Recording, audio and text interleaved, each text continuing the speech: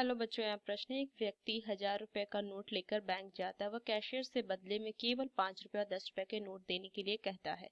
यदि उसे केवल 175 नोट मिलते हैं तो उसने 5 रुपए और 10 रुपए कितने नोट प्राप्त किए। तो चलिए इस प्रश्न को हल करते हैं।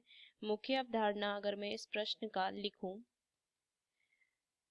तो ये जो प्रश्न है ना, दो चर के रैखिक समीकरण का है। तो इसमें ना इनको हल करने के बहुत से विधि होते हैं, इसमें हम विलोपन विधि से इस प्रश्न को हल करेंगे। विलोपन विधि। तो इस विधि में क्या होता है कि एक चर को, दो चर होते हैं जिसमें एक चर को हम क्या करते हैं, विलुप्त कर देते हैं। देखिए कैसे इस प्रश्न को हल करते हुए समझते हैं। तो लिखेंगे कि माना कि 5 रुपए की नोटों की संख्या को हम x मान लेते हैं, x, और 10 रुपए की नोटों की संख्या को ना हम y मान लेते हैं।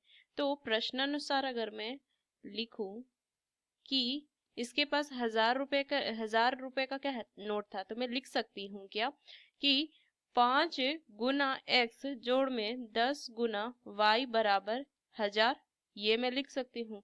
तो इसे अगर हल करेंगे, 5 से भाग दे दीजिए तो x जोड़ में 2y बराबर में कितना हो जाएगा, 200। इसको समीकरण 1 मान लीजिए। अब इसे बोलता है क्या, बैंक से इसे क्या मिलता है, 175 नोट मिलते हैं। तो ये क्या हो जाएगा, 175 नोट क्या थे, ये 5 रुपए का नोट है और 175 नोट मिलते हैं ना, नोटों की संख्या 175 है। तो 5 रुपए की नोट और 10 रुपए के नोट का क्या होगा, दोनों को मिला कितना मिला है ना। तो मैं लिख सकती हूँ कि x जोड़ y बराबर में 175 लिख सकती हूँ। ये समीकरण 2 आ जाएगा। एक समीकरण में से दूसरे समीकरण को घटा दीजिए। यहाँ से हम क्या लिखेंगे, ये हो जाएगा x जोड़ में y बराबर 2y बराबर 200, x जोड़ में y बराबर 175, घटाइए मान। तो यहाँ से कितना चिन्ह बदलेगा, माइनस माइनस माइनस, तो ये तो कट जाएगा। मान कितना हो जाएगा, y बराबर में 25, यहाँ से 25, y का तो मान 25 आ गया। तो यहाँ से मैं क्या लिखेंगे, मुझे क्या दोनों नोटों की संख्या बतानी है। y किसकी थी, 10 रुपए की, तो लिखेंगे 10 रुपए की नोटों की संख्या जो होगी वो कितनी आ गई, 25 आ गई।